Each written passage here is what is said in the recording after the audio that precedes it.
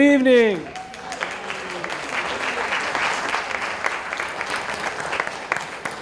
Oh, it's a great crowd again. Thank you so much. Of course, I always have to recognize our Western Institute of Lifelong Learning. If you're a member, please raise your hand. I'm so happy you're part of the university. And I do mean part of the university because now, with academic affairs, we're integrating more of this lifelong learning into the university. And that's what this lecture is all about. I'd like to thank a couple people. Alex, where did you go? I know you're, where did Alex go? There she is all the way back. Thank you so much for all you do for the university.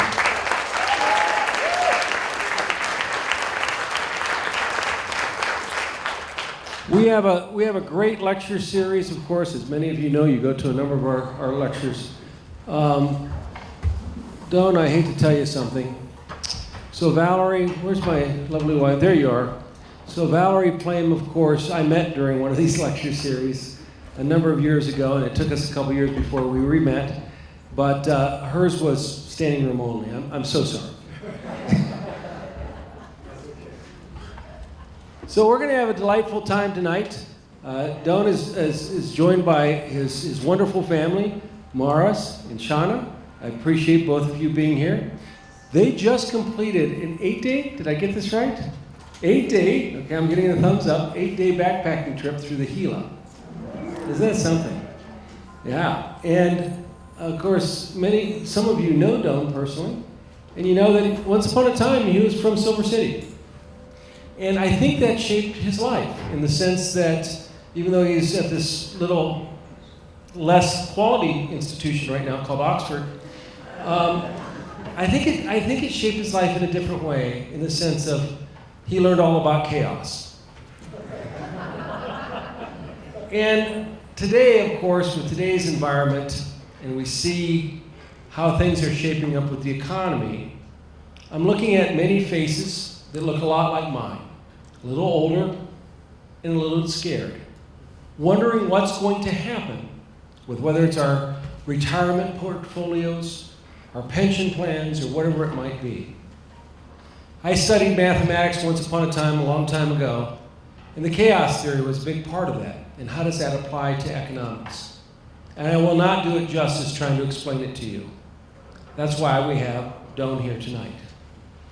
Because he's just completed his book, as you see, and it's worthy of a read. Now, Doyne, I know you're very intellectual. And parts of it can get quite heavy, as I'm sure you would submit. But it's worth something to take a look at, because I think it does explain a lot of things, but for me, it gives me hope in the sense of what's going on and how that all comes together. And perhaps we will be okay at the end of this journey where you sometimes feel like you're Alice in Wonderland.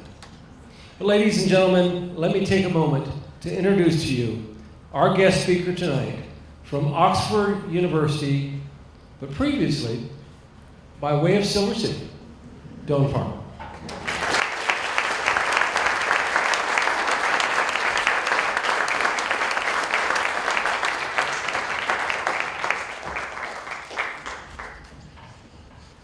Thanks a lot. Thanks, Joe. Thanks for the introduction. It's a great pleasure to be here. As Joe said, I grew up here. My formative years were here. I'm very much a New Mexican and a Silver Cityan. So, and I'll say a little bit about that later. My book is a first-hand account of a scientific revolution in progress, and one that I'm very much a part of. Science doesn't always follow, I've found in my career, the ideal process that one imagines that we're taught about in school. Somehow, science isn't like politics, it's above everything. Scientists are always seeking the truth, and that's true, largely. But on the other hand, science can get stuck. Science can get locked into doctrinaire arguments that are not necessarily productive. And in my book, I'm talking about a conflict between a group of people, a group of rebels like me, that are arguing that the way we traditionally do economics is not the only way to do it, and may not even be the best way to do it. I did bend over backwards in my book to not be critical of existing economics, because I want to focus on presenting something new without polarizing. But nonetheless, this conflict is at the essence of what's going on. I tried in the book to tell a story of how this is happening, so to mix in the scientific bits with things about stories of my own experience in being part of this. Now, I'm going to plunge in and throw something a little bit hard at you, which is to try and explain how economics works in about 3 minutes. But it's striking as a scientist, and by the way, I'm talking about economic theory. And by theory, I mean trying to understand how things actually work. How does the economy work? What are the cause-effect mechanisms that it functions by, and how do you make a theory to explain how it works? So I'm first going to tell you how economists, mainstream economists, do it, and then I'll give you an example of an alternative way to do it. So, if you open an economics journal and you start reading a paper, if it's a theory paper as opposed to, say, a data paper, because a lot of papers are just about taking some data and you do what's called a regression, you fit a linear function to the data, and you make some inference that this seems to be an important causal factor. So I'm not talking about that. Economists do that stuff very well. But I'm talking about when they make theories. So how do they do this? They first of all assume that every person or every agent, as they call them, has a utility function. Meaning you have some notion of what you like and you don't like. You have a scorecard. And you can say, I'd rather have this than that. And so you have preferences. And the assumption is that you are going to act to get the things you like. That's pretty plausible. I think we all, at some level, try to do that. And each agent has a model of the world. Now, the benchmark model in economics is something called rational expectations. So what that means is each agent is able to calculate everything they need to calculate to get what they want. So they're like Mr. Spock from Star Trek. They're rational, they take all the factors into account, they understand what causes what, and they can add all this up, and they can then decide what they want to do in order to get the most utility they can based on that model. Now, that's how things were from roughly 1960 until about 2000 or 2010. Since then, there's a whole branch of economics called behavioral economics that's been pointing out, wait a minute, guys, that's not how things work. People aren't like Mr. Spock. We're maybe not so good at figuring out how to get what we want and making the best decisions. Duh. But so they documented all the ways they do that. But there's still a big problem putting that together, because the theory I'm about to say here works very well for rational expectations. It doesn't work so well when you start getting into a more real-world view about how people really work. Then in the theory, step 3, you assume equilibrium. That is, supply equals demand. Somehow the economy works itself into a state where supply equals demand, and all the transactions take place at that point where supply equals demand, and each agent then selfishly maximizes their own utility. In other words, they do the calculation to say what's best for me.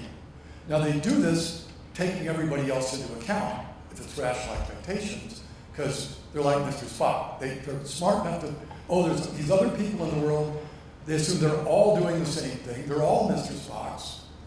And then they write down mathematical equations that say these assumptions, and they solve them, and they calculate the decisions that each agent will take, and then they look at the consequences for the economy. So I realize this probably isn't completely clear exactly how this would work, but I hope you get the idea. And all economic theories work like this. In fact, if you don't do it this way, they'll say you don't have a theory, or they'll even say your theory has no economic content. Strange expression. Okay, now I'm going to give you a different example from what we are now calling complexity economics. I'm not sure it's the best term because it implies it's all really complicated and difficult, But it's more about the idea, and I'll say in a minute where this phrase comes from, but based on complex system science, and I'll say a little more later about that. But let's plunge into an example. And this example is drawn from the COVID pandemic, flash back to early March in 2020, when we were just reading in the news that there was this pandemic coming from China, and I started to look at the data, and you can see everywhere it hit, the number of cases would increase exponentially, all at about the same rate. I did a little calculation. I said, okay, it's going to hit Oxford in about 2 weeks. I sent everybody in the group home saying, guys, we're all going to get sick if we don't leave. I actually got scolded by the university for doing that because they had not done that yet. But we all went home, and then I said, we could do something to help out. And so I assembled a team of my best students, ex-students, and postdocs, this group here, and we set to work to try and do something to help the UK figure out what the right policy was, because we knew that COVID wasn't just going to make people sick, that as people stopped going to work or people stopped buying the things they would usually buy, that the economy was going to get hit too. And so we said, okay, look, we can do something about this. And so I have the luxury at Oxford of having amazing students, a wonderful team of people. They're also all very international. Penny is Australian, Francois is French, Maria's Mexican, Tony is Austrian, and Marco is Italian. So I get great students from all over the world. Now, so we built a model, and we actually predicted in advance what we thought COVID was going to do to the economy. We tested several different lockdown policies, and we found what we thought, what we showed was a least bad policy, which meant keeping the upstream industries open and closing the customer-facing industries. I'll say a little more about what I mean about that in a moment. And we were in contact with the UK government, and they took our recommendation. I can't promise it was because of us. I'm sure there were other factors. And we calculated, given they make this choice, we calculated that the GDP loss during the second quarter of 2020, our model said it'd be 21.5%, and when the dust settled a year later, and we actually had the data, it turned out to be 22.1%. So we did pretty well. Now, how did our model work? Well, first of all, let me say a little bit about how things get produced in an economy. This is the United Kingdom's production network. So we have 55 industries in this picture, and they range from, on the left, what we would call the upstream industries like agriculture, fishing, forestry, mining, the ones that are dealing directly with natural resources and taking them out of the ground. And then they flow through to the downstream industries where consumers buy stuff. And so each circle in this plot is an industry, and the size of the circle is the gross output of that industry. That is, what is the gross output in pounds of each industry? And all the lines that you can't see very well, because there's a lot of them, are the connections, meaning if you're in, say, let me take a good example, furniture up here, or manufacture, you might be buying things from forestry because you get wood. So each one of these lines represents an input from one industry to another.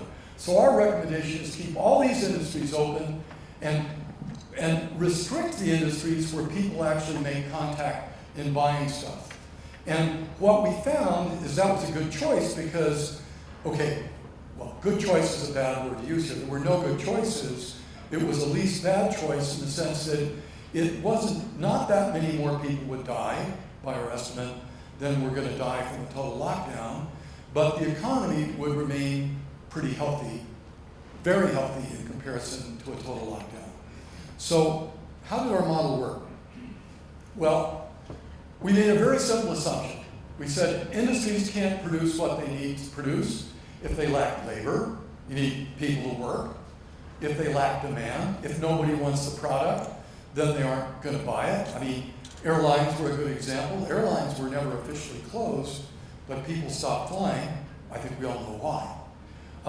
And if they don't have the essential inputs, if you close forestry down and you're in the furniture business and you need wood, when the forestry runs out of inventory, you're not going to be able to make furniture anymore.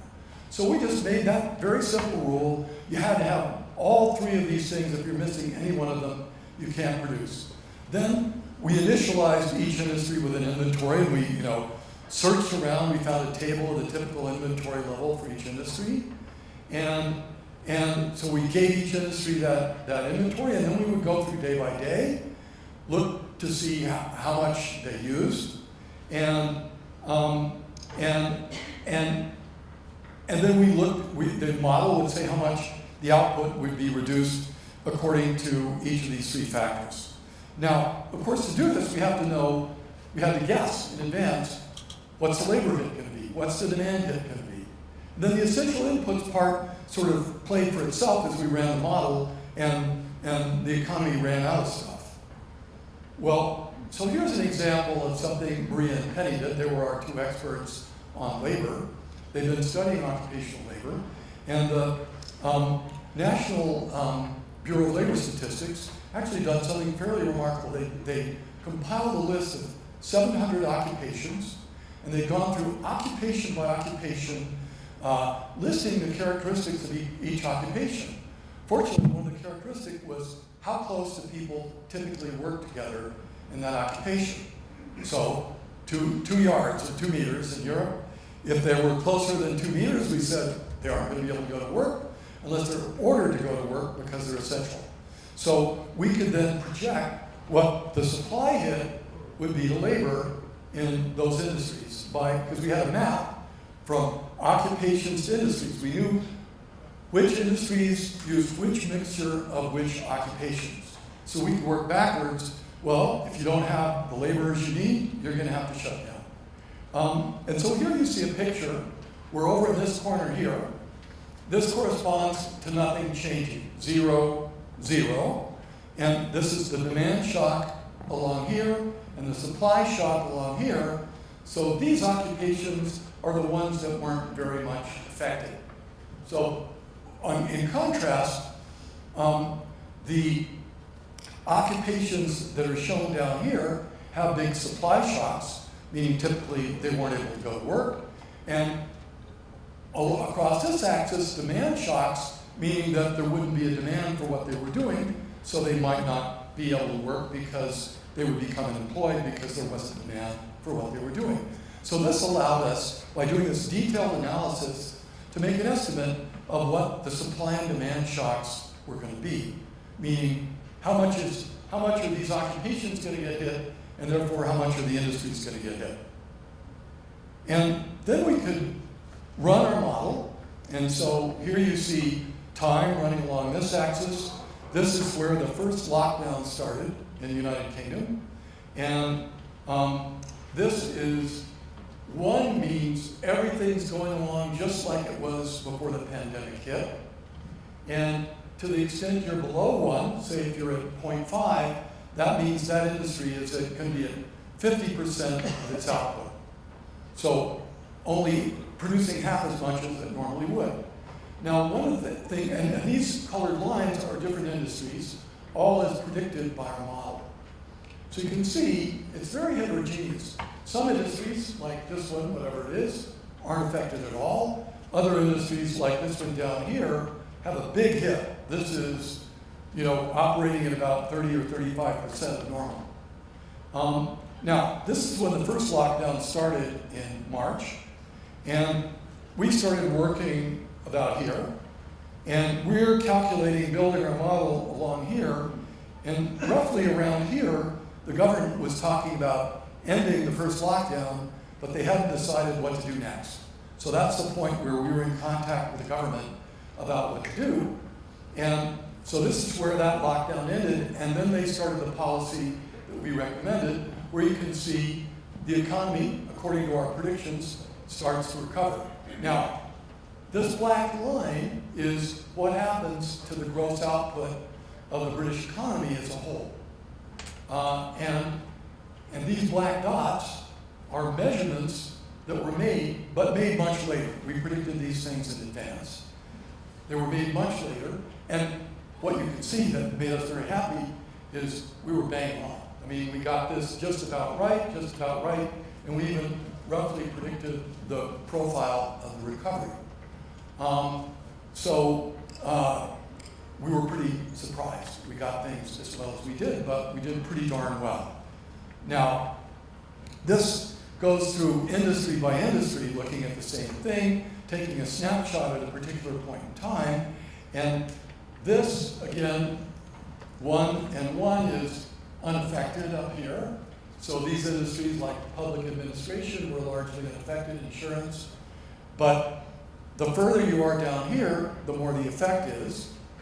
Now, this is what actually happened along this axis, and this is what our model predicted. And if we made perfect predictions, everything would sit along this diagonal line. You can see our predictions are not perfect, but on the other hand, things are kind of scattering around the line.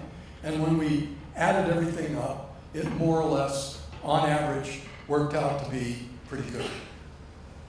Now, since then, when we built this model, we had to make guesses about the epidemiology because we weren't well connected to the epidemiologists, and we couldn't, all the epidemiologists were extremely busy during the pandemic. So we couldn't go, hey, run some scenarios for our model. But afterwards, we teamed up with some epidemiologists, and we actually built a model for New York where we made use of the fact that they had access to 500,000 cell phone traces, so they could see where volunteers would say, I'm happy to let you trace where I am during the day. And so we could see how people were moving in the city, were they going to work, were they following the rules about the lockdown, and so on. And so we teamed up with these epidemiologists, and we built the first model where we have an economic model coupled to an epidemiological model. And again, we run these models daily, and every day the epidemiological model tells our economic model how many people died and what they're doing epidemiologically, and then we calculate the economic impact, and it flows back and forth. Now, building a model this way might seem like common sense. If you're an ecologist or an epidemiologist or even a physicist, you go, yeah, of course. But to an economist, this is heresy. I showed you at the beginning how economic models work. Remember, you have utility functions. All the agents make calculations about their own utility. They make the decision that maximizes. We didn't do any of that in this model. And furthermore, the model's dynamic. It runs along day by day, and we can see when industries are running out of stuff. Again, it seems common sense, but that's not what's done. And this is the conflict I've been engaged in. Now, and by the way, I wanted to say at the beginning, please ask me questions at any point along the talk. If I say something that doesn't make sense, just raise your hand and ask me. So this is the approach that I just showed you is something that generically is called complexity economics. It involves applying complex systems methods to economics. Complex systems is a movement I've been involved in since the 80s. I started the complex systems group at Los Alamos National Lab in 1988, and I've been involved with the Santa Fe Institute, which is the leading complex systems place in the world since the beginning in the mid-80s. And so complex systems studies emergent behaviors, which means phenomena that are qualitatively different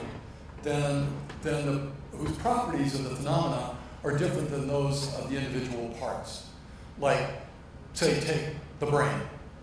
Brain's made out of neurons. A neuron's a cell. You send a little electrical impulse to the cell, electrochemical impulse, and then it may or may not emit another electrochemical impulse. It's a little kind of nonlinear switching device. It's not simple, but it's not, what does it do? You send electricity in, and electricity may or may not come out. But take 80 billion neurons, and you hook them up just the right way in our brain, and we have a seed. I mean, we get collective phenomena that are dramatically different from anything you ever could have pictured from just looking at an individual neuron. How would you have known that's what they were going to do when you hooked them all up? And I mean, this is hard enough to understand that it really wasn't until the middle of the 20th century that people began to realize that you didn't need to have magic to get human behavior. That you really could just get it from physics because of emergent phenomena. So it's a big problem, and complex systems scientists study things like ants, another example of very simple creatures with simple nervous systems, but who, in an ant hive, in a hill of ants, they communicate in a rich way, and they can do things like farm ranch aphids, farm mushrooms, take slaves, fight wars. They do a lot of the same things humans do, actually, even though they themselves are pretty dumb.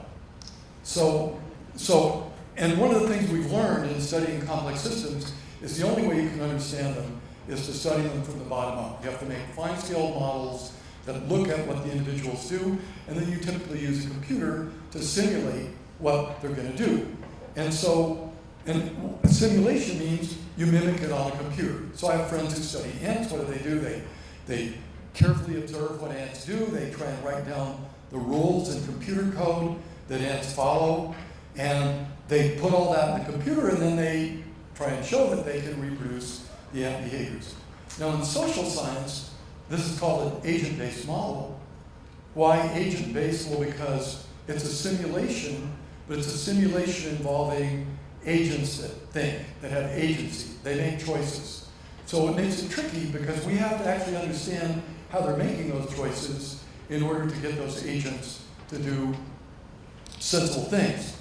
And in complexity economics, instead of assuming Mr. Spock and perfect rationality, we assume bounded rationality. We assume, well, normal people, you can make some calculations, but a lot of things you just can't do, right? If you're playing chess, you can think a few moves ahead. You certainly can't think an infinite number of moves ahead. And for a lot of things, you just use your gut. You just make, simple decisions. Now, this idea came from a fellow named Herbert Simon, this is a picture of him in the 1960s, a remarkable polymath who got a Nobel Prize in economics for his ideas, but they never really caught on with the mainstream. And he said, look, this rationality, it's just not going to work because people aren't smart enough. Real people use heuristics, meaning rules of thumb. A rule of thumb would be something like, if in doubt, imitate what the people around you are doing. Or trial and error. Try something, if it works, keep doing it. If it doesn't work, try something else. So there's a long list of heuristics like that one can document. Myopic reasoning, just what I said. We can look a little bit ahead. We can't look too far ahead. And so he advocated doing economics this way in the 60s. He lost. Now, that's evolved into what I mentioned called agent-based modeling. The model I told you a moment ago about COVID is an example. And in an agent-based model, you model behavior directly using bounded rationality.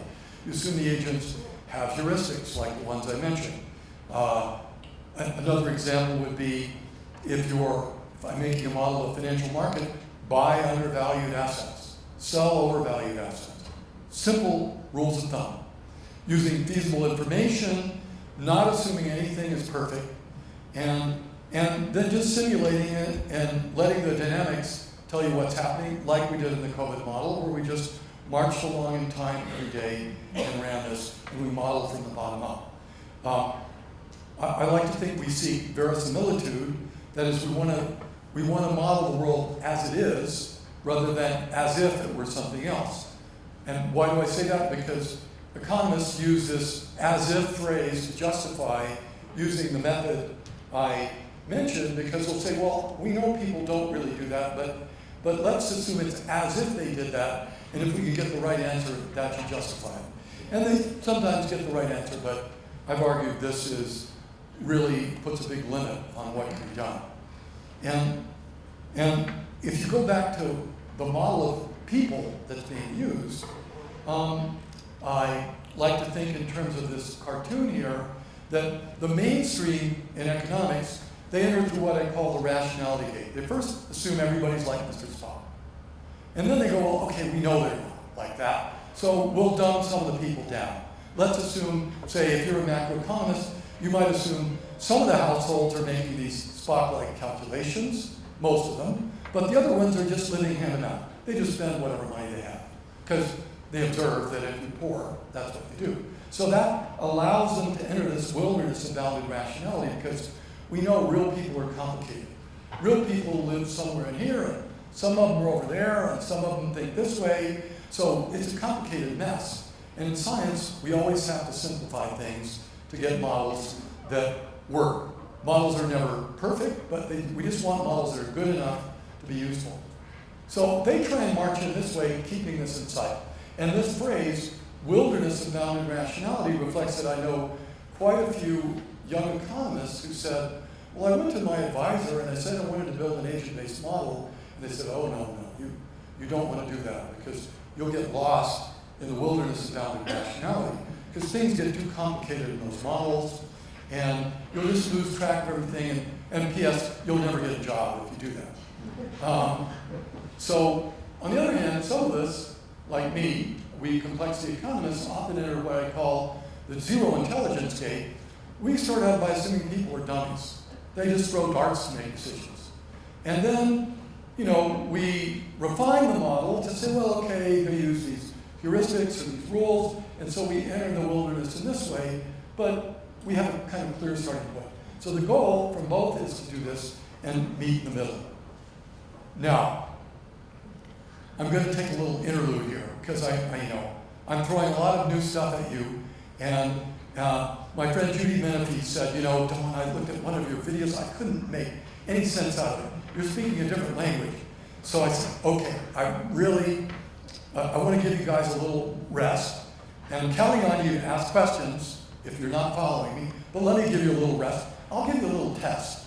I'm going to give you some scenes from Silver City to start with, and I want you to tell me where is this building that I'm showing you? Library. I'm starting out with the easiest one. And why am I showing you library? Well, you might have wondered, how does this kid from Silver City ended up doing this kind of stuff and going to Oxford? And as Joe mentioned, Silver City can be a pretty special place. And I really had some amazing luck in the people that influenced me. The first of these people was the librarian when I was a kid named Helen Lynch. This is a picture of her supplied to me by Susan Baillie from, I think, 1987. I knew her in 1960 when I was about 8 years old. And I can tell you, I spent a lot of time at the library. I lived about 4 blocks away on 6th Street, and I would take my stack of library books back to Mrs. Lynch, and she would ask me how I liked them, which ones did I like, which ones didn't I like, and she'd walk me around the library, pick out more books for me to read, give me another stack, I'd go read them, and I'd come back 3 or 4 days later. And that cycle was pretty much what I did when I was between 8 and about 10. So it had a huge influence on me. Now, another question.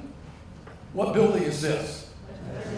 All right, everybody got that? Was right across the street from the library. Hadn't realized before how much that intersection had to do with my life. Actually, if you go catty corner, that's the house the girl I took to the senior prom lived in.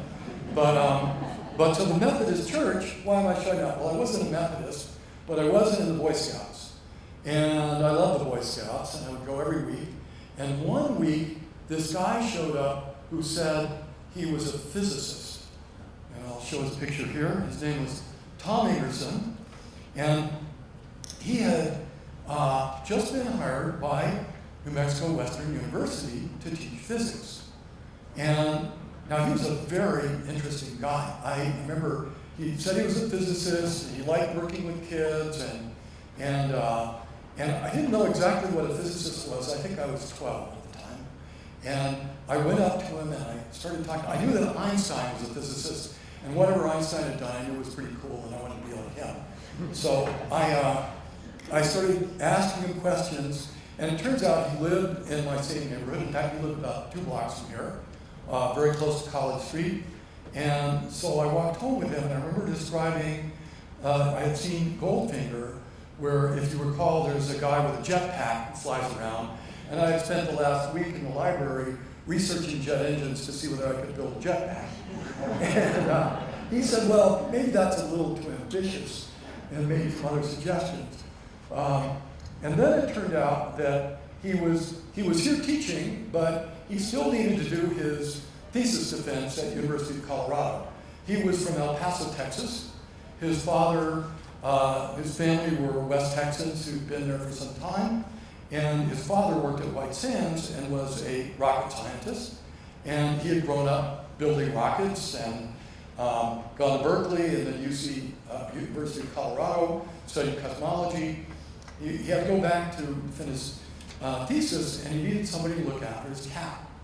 So I was looking after his cat. His cat had kittens, and so I had to deal with the kittens and so on. So then I just kind of started living at his house, and he didn't seem to mind too much. And now, how did he come to be at Western? Was a pretty interesting story for its own sake. He was a wizard with electronics, and when he finished graduate school, he said, I'm going to go work in industry. This is back in 1964, when being a physicist, you just got a job like that. And he applied to all these jobs, and he was a very talented electronics guy. Tom, I in my life had the privilege of meeting some of the world's most intelligent people, and I rate him right up there with the top. And but he was a very unconventional person who just did what he wanted to do. But okay, he didn't get a job, and which puzzled him. Well, he later, through a friend whose wife worked in the personnel department of Texas Instruments, got her to pull his file and find out why he hadn't been hired. Well, it was because he was deemed a security risk. Why? Because Frank Oppenheimer had been on his thesis committee. Frank Oppenheimer was J. Robert Oppenheimer's brother, who was a communist.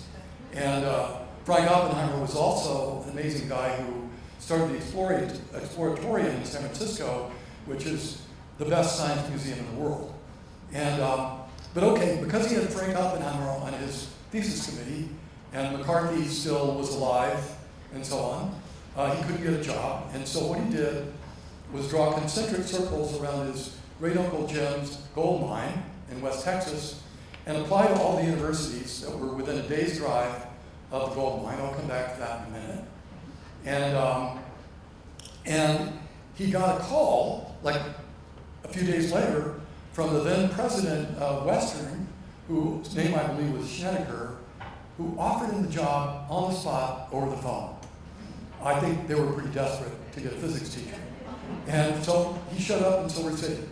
Now the gold mine, I learned a lot about because Tom's, he was chiding me for trying to build a jet engine. Now Tom's ambition, his great uncle Jim had been a prospector, and it was this long story. I won't tell you the whole story. It's a great story. And if you want to read about it, I have written it down, and you can look on my website and find the articles published. But his uncle had seen this very peculiar straight slide of rocks in West Texas. Then later somebody said, the Spaniards used to throw the sacks of gold down the straight slides of rocks and then crush them and pan them later. And then he was in Mexico City during the Mexican Revolution and all to do business because he also was a surveyor and so on. He found everything was closed, so he spent months crawling around the archives and found a record of a Spanish gold mine with the same latitude and longitude differing by 60 miles or something, that the Spaniards had been using Indians as slaves. The Indians rebelled. They threw the gold down, blew the shaft shut. 2 of them made it back. Neither of them managed to make it back, so the mine was lost.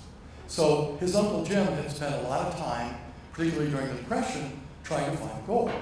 So Tom's life plan, at the point where I knew him when I was 12, was to find the gold in the gold mine and build a rocket and go to Mars. And when you're 12, I can tell you that's pretty good stuff. So it was an amazing thing. All right, so you can see what influenced me in Silver City. Now, another influence is a slightly harder question than the other two. Can anybody recognize this building? Yeah, that's right. So Norman Packard, who is the kid in front there, the little one, lived in that house. He was 2 years behind me in school. He was, at that point, I could roughly say the other science kid in Silver City. That's me, by the way, just behind him there when I was about 12. Norman was probably 10 or 11. So that was another great blessing I had in Silver City because Norman was really a remarkable guy, incredibly creative. Norman and I written about 20 research papers together. We went through graduate school together. We beat the game of roulette together. That's another story. Save it for the question period. And we started a company. This is a picture of Norman about 30 years later and me when we had our company, Prediction Company. So he had another big influence on my life. Now, one final real estate question. Susan is not allowed to answer. Can anybody else get this one? Whoa, you guys are pretty good. That's pretty good. So that's just where Tom lived. And just to give you a flavor of how things work, this was us in the backyard repairing motorcycles. Norman's the one in the red shirt in back there. Norman had a Hodaka. And just to give you another flavor, this is another friend of ours, Bruce Kennedy, with one of our motorcycles on the kitchen table in Tom's house. And when we were doing that, it was electronics and other things. So anyway, that's a little flashback to Silver City. And now I'm going to go back and talk about science again. But think about your questions, because I'm trying to end fairly soon, because I want to have question and answer discussion. Now, complexity economics, since I first started working on it, well, since Herb Simon first conceived of it, has gone through a major transition. Why? Well, computers are about 1 billion times as powerful as they were in 1960. We have vastly better data than we did then. We have a much better understanding of human behavior. Many psychology PhDs have been written since then. We have a better understanding of how to build these kind of simulation models and a better understanding of complex systems in general. So my argument in the book is the time is right. We need to really do this. And we're beginning to solve real world problems. And I'll say a little more about that at the end. And until recently, agent-based models were all qualitative. You take a generic economy at a generic point in time, and you simulate some stuff, and you look at some stylized facts about how economies work, but not very specific. But I just gave you an example in my introduction of a very specific agent-based model that was predicting exactly what the British economy was going to do as time evolved during the pandemic. So we now have quantitative agent-based models. We make specific predictions at a specific point in time. They may be conditional on decisions, and we evaluate policies quantitatively. This is a model by one of my ex-collaborators, Sebastian Paletna and his collaborators. That's an example of a traditional macro model but rendered as an agent-based model doing time series forecasting. We're building one at Oxford too. This is one of my students, Sam Visa from East Germany. Let me say, I think one of the key things about what we do is that the models are much more tractable. That is, the kind of model I showed you that economists build, those models get pretty hard to handle mathematically as they start to get complicated. Whereas our simulation models, they can at most handle 5 or 10 agents. We can have 1 million agents. It's no big deal. We've done it. And we can, most important, we can realistically include economic structure, put in all the parts of the economy we think matter, so we have everything in our model. Now, I've started a company recently called Macrocosm. Our goal is to scale up complexity economics methods, to reduce them to practice, so that if you ask me a question about the economy, I can just go look at my model and say, well, this is what we think is going to happen, rather than say the COVID model where we had a crash effort during the pandemic, but we got done, we collapsed because we really worked hard on that. And then, it was specific just for the UK at that point in time. We aren't taking all the data inputs and just processing everything routinely. And we're initially focusing on the climate transition. I'll say a little bit about that in a minute. And the goal is to guide us to a better future. And we're building an integrated model that has all the different pieces of the economy, the way things get produced, the way households behave, the way financial stability and investment, the energy system, technological change, agriculture. So we're trying to build individual models for all those parts and then start bolting the parts together. We're in progress doing that. Now, I want to wrap up by just saying a little bit about climate change and technology, because I noticed those were in the nice ads that were around. So I want to say something about that. It's a little bit in a different direction, because this isn't an agent-based modeling exercise. It's a matter of gathering data and just trying to predict what's going to happen during the major transition that we're in that's being caused by climate change. And so what this picture shows is the history of the evolution of the Earth's energy system over the last 140 years. So from 1880 to a little about 2022. And on this axis, what we see is the amount of useful energy, that is, how much energy that we can actually use is each of these different energy sources producing. So here we have oil, for example. Oh, sorry, this is cost. So this is the cost of oil through time. This is the cost of coal, gas. So you can see they're just all kind of going along, and they bump up and down. And by the way, this is a logarithmic scale, meaning these are powers of 10, so it's a factor of 10 difference from here to here. But you can see that they bounce up and down, and maybe oil costs a little more since 1980 than it did before that. But it's hard to say. There are no clear trends. There's a lot of volatility, but there are no clear trends. In contrast, if you look at some of the other technologies, like this yellow line here is solar energy, so that's the cost of solar energy. It's coming down comparatively like a rocket. I mean, it's coming down at about 10% per year on average since it came into being. It now costs about 1/10,000 what it did when it was first used in the Vanguard satellite in 1958. And similarly, here's wind. Here is hydrogen-based fuels, lithium batteries. You can see those technologies are really behaving very differently than all the other ones in this picture. Furthermore, at this point in time, there's a big traffic jam in here. They're all costing a similar amount. So something is really going on that's very different. I'll come back in a moment. Now here is usage. So same technologies, but now we're plotting how many joules of energy is each one of them supplying per year. And once again, a logarithmic scale. And you can see that green line going across is traditional biomass. The brown line, the dashed brown line is coal. This dashed black line is oil. Dashed gray line is gas. Hydropower, nuclear power, biofuels, wind, batteries, solar energy, hydrogen-based, green hydrogen-based fuels. So once again, you see they're behaving, these key fuels are behaving very differently because they're increasing at dramatic rates of usage per time.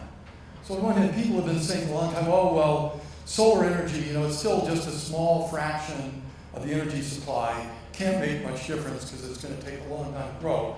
Well, just extrapolate those lines. If you put a straight line through solar energy, it crosses coal in about less than 10 years. So these exponentials, because on a log scale like this, an exponentially growing thing is a straight line. Exponentials fool us because they look small, they look small, they look small, and then suddenly they appear on the stage and they're big. And so our prediction is that's about to happen. I could give a whole lecture on this work, but we've gathered data on 50 different technologies ranging from canals to transistors and railroads, nuclear missiles, all kinds of examples, and use this to build models to make predictions that do a better job than what your eye does in noting that if you just extrapolate the costs of solar energy, they're going to cross all of these by 2040. And these can't keep growing exponentially because, as you see, like with oil, it grew exponentially, and then once it got up to where it was supplying a major fraction of the world's energy supply, it then began growing at about 2% per year, which is about how fast energy usage grows. But nonetheless, our predictions are that these are going to be very important very soon, and our energy system is completely going to change within the next 20 years, which is good news because we definitely need that. It's extremely lucky that we just happen to have these technologies entering when we need them. So, okay, I want to, well, this is a teaser. If anybody wants to ask me, because I haven't said anything about chaos, we'll have another part of this talk about why the economy changes. I'm not going to do that here because I want to get questions, but if you want, I can say a bit more about that later. And I just want to end by saying that we're facing serious problems: financial crises, inequality, climate change. Complexity economics offers new solutions. I think these solutions are now close to being realized, in some cases are being realized. We're seeing a dramatic shift in a field that's very important. You might say, well, economics doesn't matter to me. Well, wait till the economy, crashes and it matters to everybody. And so everything sits on top of the economy. And roughly speaking, during the, up until 100 years ago, we weren't even really trying to guide the economy very much. The economy just did whatever the economy did. With the advent of central banks, we started doing things like adjusting interest rates and so on to try and guide the economy. It's not clear that we've been that effective at doing that. I could say more about that as well. But I think we really need to do that, and I think we're approaching the point where we could do that effectively. And so with that, I'd like to end, and I hope you ask me lots of good questions. Thank you.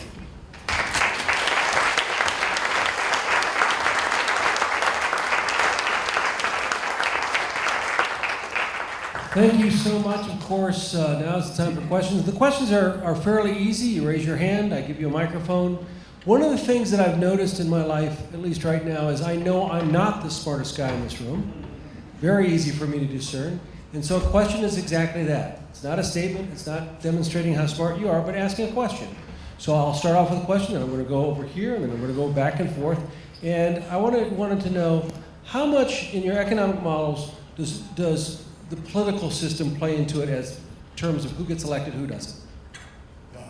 So to answer that question, the political system determines decisions that get made, like what taxes are going to be.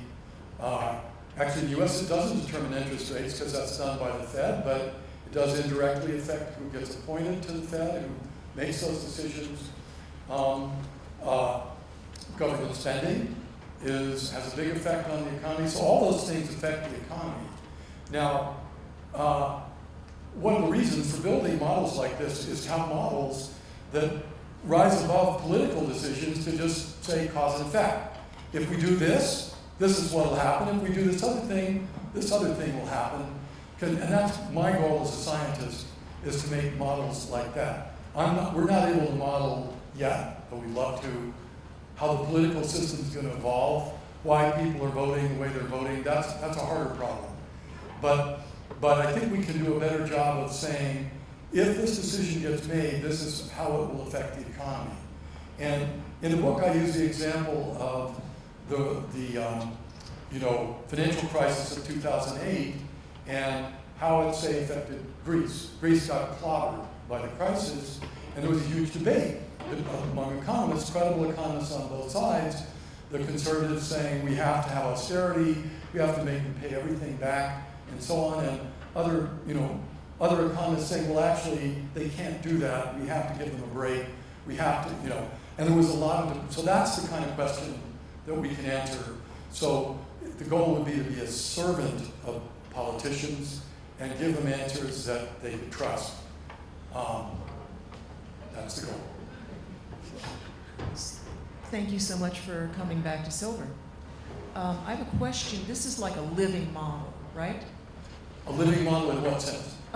You've got, well, you're just, like for the COVID model, you were able to watch as COVID evolved. Yes. And make adjustments to your model. Well, we actually didn't make adjustments. Partly, it's interesting when you make an economic prediction in real time like that, it takes about a year before you know actually what actually happened. Statistics, we still gather statistics in a very backward way, and it takes a long time to get them together so you know what happened. Now, it was a living model. That made it exciting in the sense that we made a prediction in real time as events were unfolding and before many of them happened. And so we had the excitement of then seeing whether or not we were getting it right. And we did go back. We did, a year later, we said, okay, we need to submit this to publication. We did a post-mortem where we went through the model and we said what worked and what didn't work. I gave you some of the results of that in my talk. The answer was, it worked pretty darn well. We got a few things wrong, but mostly, and we were lucky in a place or two, but mostly we just got things right. I guess my question is, at what point do you, I'm thinking about, there's so much change scientifically in, say, with the ability to produce solar and to capture it, just in terms of, the kinds of chips that they're doing, solar cells that they're doing now, and battery changes and so on. And then uses, and I don't know if this is a real use of energy, but right now there's a lot of talk about AI using huge amounts of energy. Yeah. So at what point do you pause or maybe readjust your model? Yeah. So it may not be living in the sense that you're making a change. Oh, I see. You're following TikTok, and seeing what's happening on a minute-by-minute basis. Yeah. But at what point do you say, oh, wow, here's something we've got to keep an eye on the horizon? Yeah. You know what I'm saying? Yeah. No, so you certainly, when you're actually, if you have the luxury of running a model that, regularly and seeing what it's doing, when it ceases to match reality, you go, wait a minute, something isn't tracking, and you change it. So that's just part of the process.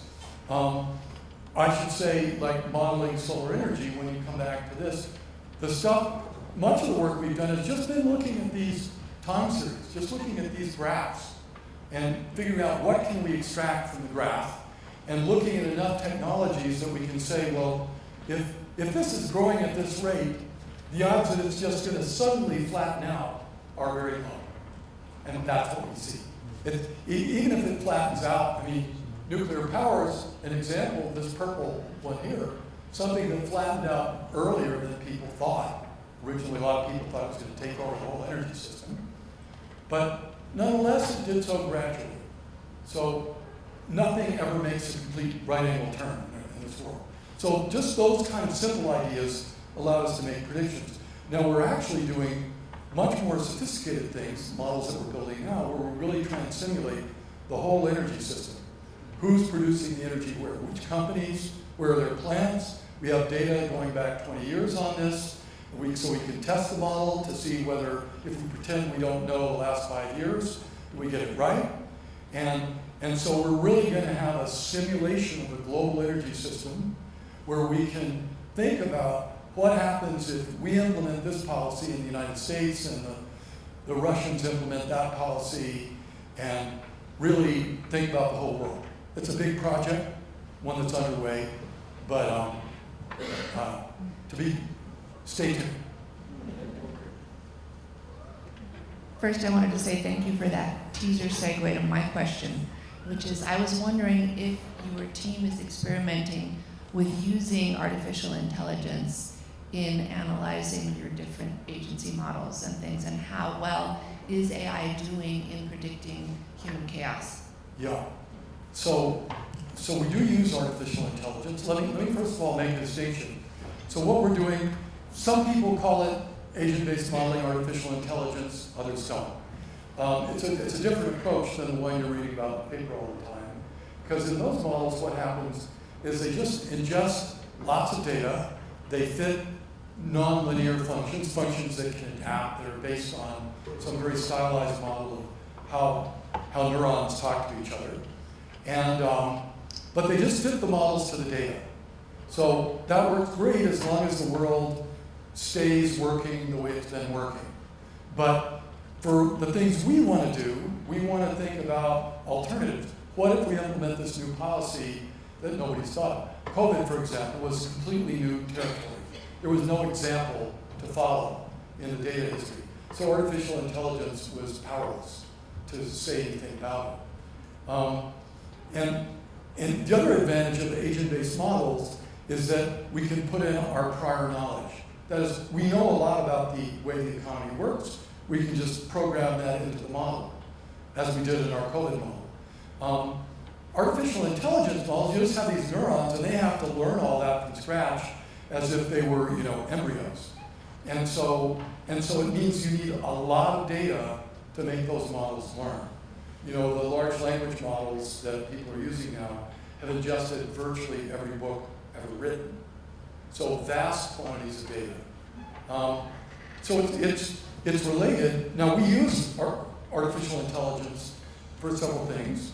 One is oftentimes we have text that describes things and we want to understand what matches with what.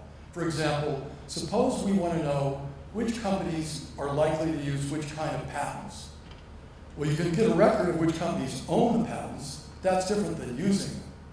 So which companies, what is science doing and which sectors of the economy are going to benefit? So to do that, we use AI, large language models. We get the model to read the descriptions of the companies, to read the descriptions of the patents, and match them up. So it works really well. Another hot topic that we're investigating is using artificial intelligence to more accurately mimic human beings. So to enter that wilderness of doubt and rationality, we give them lots of data about humans, and we don't say, do the best you can. Do it like a person would do it. And so that's a hot topic of research right now. Very good question. So I'm wondering about, you had on your list of the serious problems this could help address, inequality. Yeah. And I guess I'm worried about it going the other way. So assuming you're right and that these better models will allow us to better understand the impacts of policies or investments in the economy, the people who have access to these models are likely to be those who have greater resources and power, and what they'll want to do with them is likely not to be the public good. It'll be their own benefit. Do you worry about that? Yeah, no, I do worry about that. And so a couple things. One is, the company Norman and I did together, a prediction company, we were trading stocks on the American Stock Exchange for, a Swiss bank, UBS, and they just gave us the money. We traded the models. They were statistical models. They weren't first principles kind of models. Actually, we used AI back in the 90s. But they just made predictions. We didn't really understand why they made them. We made money for those guys. So Macrocosm, I want to do things differently. First of all, we're trying to understand how things work. We don't want to keep. We had to keep it a secret at Prediction Company here. We're keeping a large portion of what we do out in the open.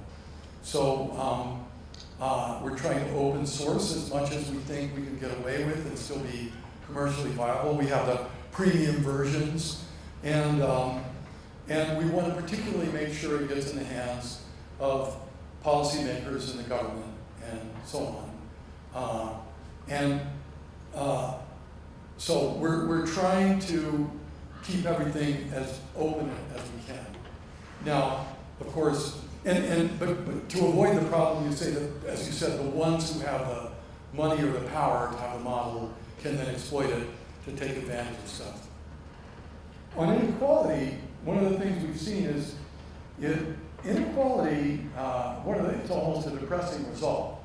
But if you look at a variety of different models that people build, where you assume everybody's kind of got the same skill level, but they just have different luck. Like there's a model one of my colleagues made, where he assumes we're like little ping pong balls bouncing around. Whenever we bounce into each other, one of us gets richer and one of us gets poorer, at random, okay? So one time you might be the one that gets rich, next time the one that gets poorer. And then, remarkably, in that kind of model, you end up with a distribution of income or wealth that looks like the one we have. Some people get really rich because they're just really lucky. Others get poor because they're really unlucky. And so one of the things that I think the lessons from this is it really does take policy to counteract that effect, which, by the way, only gets worse if you let some of the ping pong balls be smarter than others, so they're going to win more often than others. So it really does take policy. We have to live in a civilization where we take care of each other to prevent that from happening. One of my hypotheses is it's actually good for everybody because, well, one of Keynes, John Maynard Keynes, one of the most famous economists, one of his great insights was that it's sort of what goes around comes around. If workers become unemployed, then they buy less stuff, which means companies produce less stuff, which means more people get unemployed. So there's a vicious cycle you can get in, and that's one of the biggest factors that causes depressions. One of my hypotheses is that what's been happening for the last 20 years is that the economy has plenty of investment capital. We don't need more rich people to make investments. We need more poor and middle class people to buy stuff because we need you have to have customers in an economy, right? And I think actually, even if you're an extreme conservative that goes, I don't care about inequality, if your goal is to get rich, you're probably better off dealing with inequality so you have fewer poor people and more than middle class does better. That's actually good for the people who make the stuff because they have more customers. That's a hypothesis we're trying to prove with our agent-based models. Okay, so I have a simple question. That's always dangerous when people say that. I don't know if I'm wrong with my appreciation, but it seems like the history of economy in England hasn't been good for quite several decades. Yeah. And I'm wondering what are the factors that actually doesn't make that economy to be stable? What are the main factors? And if any time in the near future, do you think that can be changed? Like if the economy is going to improve, because it seems to me that it's getting worse every time in England. And I mean, you talk about this complexity model and you show all those graphs, but I'm wondering if these models are just based on the economy of England and how much do they extrapolate to other countries? Because I mean, it's complicated for me to see how getting this system from your models can apply to a different type of economy, like for instance here in our country. Yeah. So a couple of different questions there. The model that I showed you for COVID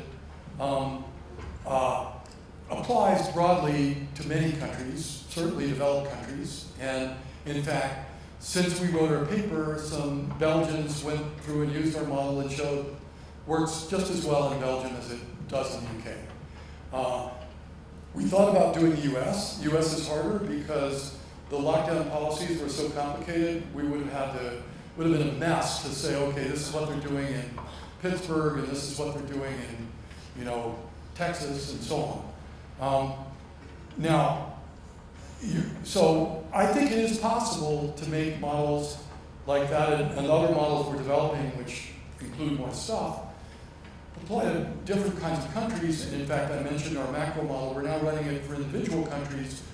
Our goal very soon is to have it running for all countries at once. So we're modeling their interactions. In other words, we're modeling the whole global economy rather than just one country at a time. Now, your remarks about England, the British economy has not done well, although it's interestingly not as bad as you think. Leading up to Brexit, we did an analysis showing that during the period that the UK was in Brexit was the period of fastest GDP growth in British history. And now, since Brexit, that hasn't been the case. It's flattened out and gone down. I think the British economy also made some big mistakes in letting the whole economy get concentrated in the financial sector, which I talk about some in my book. I mean, the financial sector is a weird thing. it's sucking more and more resources to run. More and more Harvard graduates go to work in the financial sector. They get paid more than anybody else. Why? They shouldn't necessarily get paid more. Is what they're doing more useful? Not clear at all. Great Britain has proportionally one of the biggest financial sectors in the world, maybe the biggest. And it's roughly comparable to the US, but an economy that's an eighth the size. And so I think they made a big mistake in letting themselves get so concentrated in that one sector. And to be honest, the people who've led Britain in the last 20 years have been disgraceful bandits. So, by and large. You mentioned the prediction company. Yes. Could you talk a little bit about that and where it might be now or not? Sure. Okay. So prediction company was something that Norman Packard and I led. It came about for a couple of reasons. We were doing work on data, taking data and making models of data in various ways. And I was building models to predict chaotic systems. And every time I would give my talk about it, we were predicting sunspots and ice ages and things like that. Somebody would always raise their hand and say, have you tried applying this to the stock market? And I got tired of saying no. And meanwhile, there was clear interest coming from Wall Street. We were at the Santa Fe Institute. There were some people in residence that were connected to Wall Street, and they brought out some people from Wall Street. And I spent a few days interacting with them, and I thought, well, these guys aren't as bad as I thought they were going to be. And pretty reasonable people, at least the ones that we interacted with. And so we just, and I mentioned we'd done this roulette project before together, and while at work we didn't really make a lot of money. And stock market has a big advantage that they don't throw you out for winning, and they don't break your kneecaps if they suspect you're doing something to beat the market. And so it seemed like a much better place to be employed in that respect. And so I was involved in it for the first 8 years, and we did pretty well. I made enough money to feel like at the end of 8 years I had as much as I needed. And after Norman and I left the company, it went on for quite a while. It ended a couple of years ago for reasons that are a little obscure and have nothing to do with us. But just to give, for us, we knew nothing about the stock market. It was just a stream of numbers. And we just took all the history we could gather, and we looked for patterns in that stream of numbers. And then whenever we saw something happening that suggested a stock was going to go up or down, we would bet accordingly. So, in some sense, very simple. Hi. So from what I think I understand of what you were saying, complexity economics and the reason that you're advocating for it was that, well, at this point it's a bit silly not to use all these interdisciplinary factions like that we, all of these different disciplines that we can all use to understand human behavior and just project everything better, right? And more rounded understanding of human behavior. And so my question is incredibly simple. Your student in New York, when he was researching patterns of behavior, I'm not sure if I got exactly what he was trying to get at with, how people are moving around the city during COVID time. Are they abiding by the rules? And then you very funnily commented that people who allowed themselves to be, monitored via their phone were monitored, and that was your databases. And so I was thinking, okay, we're going as complex as possible, understanding people, not treating them like robots. But surely the only people that are going to let you have their phones traced are the people who are going to follow the rules. And then, surprised. Right, all right, so maybe not then. Maybe they knew not they weren't then. going to get in trouble, right? Okay. It was all anonymous, actually. Oh, it was all It anonymous. was all anonymous, Okay. so their phone was being traced. But I think you're bringing up a bigger issue, if I understood your question. Right, that we're treating people as people with loads of different motivations, and Yeah. then I just thought gosh, if I was doing this research, like I'd feel so at a dead end if I kept thinking, was this completely unpredictable because people could have so many different motivations for behaviors, and then all of my data is swinging one way or another. Yeah. Thank you. Well, so let me answer that in a couple different ways. So one of the things that makes economics simpler than psychology is economists just need to understand how people make economic decisions, right? Don't need to know about bad dreams or all psychological problems in general. Don't worry about that. All they care about is how much are you going to buy, where are you going to go to work, and or if you're a company, how are you going to set your prices, how are you going to decide how much to produce. You can make a list of basic questions like that aren't really deep questions, and that's what we need to understand. So that makes it a lot easier. It's true that in complexity economics, we want to gather data. We want to model the way people behave. So we want lots of rich data about what people do. And that brings up another question of, well, does that mean we're going to be like Big Brother and be spying on everybody? And so one needs to be careful that we don't go there either. So, for example, that things are carefully anonymized, that you can't go back and find out who was actually doing what at the end of the day. And in our macro models, we don't model real people. We model a synthetic population of people who are kind of like real people. So in our model for the United States, we want roughly the right amount of old people and young people, poor people and rich people, educated people and uneducated people, black people and white people, etc. So we want to get the population balanced. We even might want to know that this region has this and this region has that. But then we make a synthetic population of people that are just kind of like the real people, but not the real people, so that even if we are tracking them, they're just imaginary people. And I don't know if I answered your question. I couldn't hear the whole thing, to be honest. Doyne, Yeah. we are going to wrap it up with 2 more questions. Okay. This gentleman and this lady over here. The displacement and mass migration of millions of poor people all over the world is occurring now, and it's only going to increase, presumably. So that's at least partly an economic problem, and it's also really complex. So I'm wondering whether the complexity theory that you're talking about would be appropriate to apply to that sort of situation, and if it were, what kind of a result you would expect to find? Well, I can answer the first part. It's easy, yes. That's something we would very much like to do. Before we do that, we need to do other simpler things and situations where we have what happens day in, day out, so that we know we're dealing with a solid economic model to base things on. But mass migrations, I agree with you, is something we're certain to face in the future due to climate change.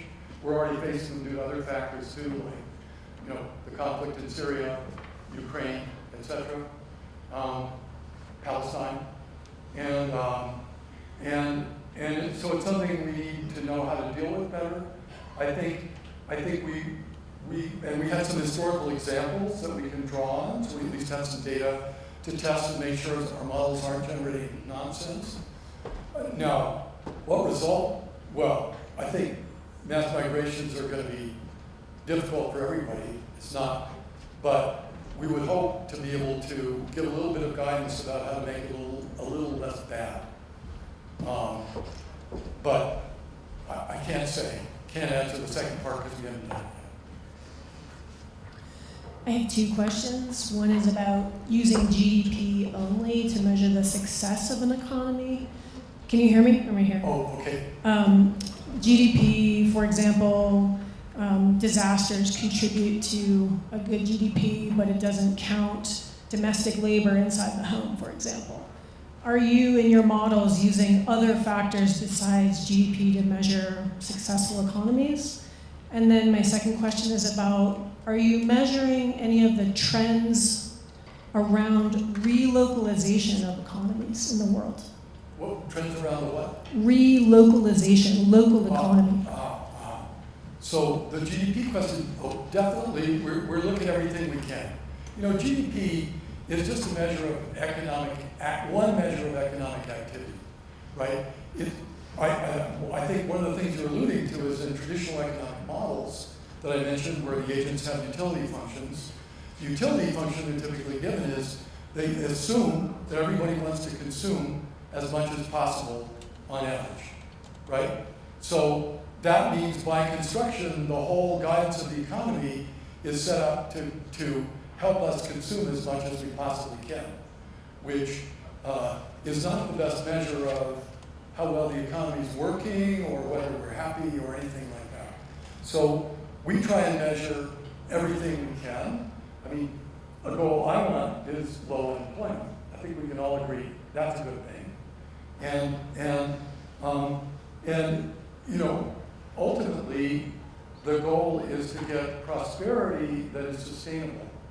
So to be able to measure the environmental effects, that the side effects that the economy is generating, and to create an economy that can make us all prosperous without clobbering the biosphere and the environment. And so that's our long-range goal there. And we try and look at everything we can. Now, you talked about localization.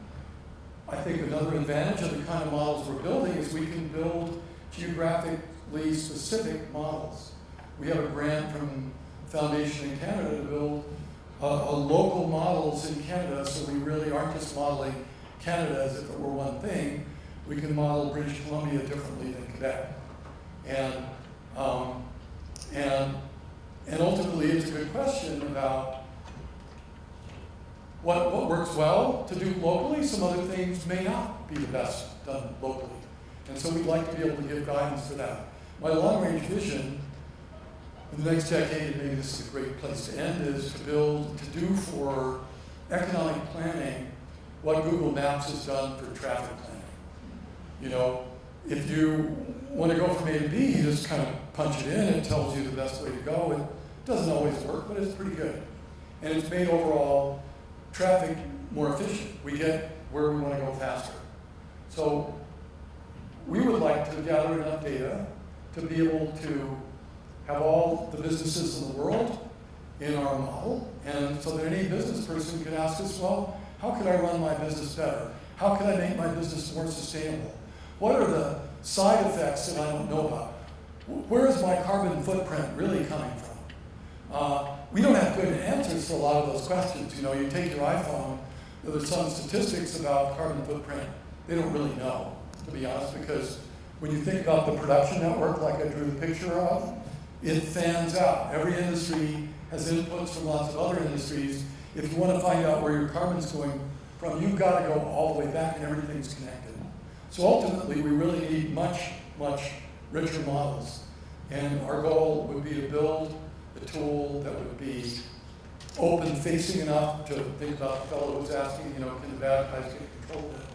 That they can't get control of it, that everybody can use it, and we can all use it to help make our economic well-being better, more prosperous, and less environmentally destructive. Thank you very much.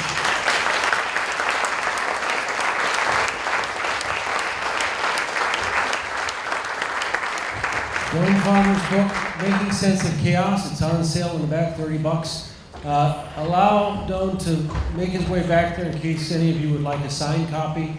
That's an extra $50. I'm teasing. I think he'll do it. I'm just trying to be an economist. Chaotic as it may be. But allow him to get back there, and then of course, obviously, while he's signing books, feel free to ask him any questions that you'd like that you may not have been able to. Again, thank you so much for attending this evening's lecture as part of our lecture series. We're so proud to have Doyne here with his family. Quite incredible that a 10, 12-year-old who got educated here in Silver City is helping Oxford try to stay as one of the leading institutions in the world. Thank you very much.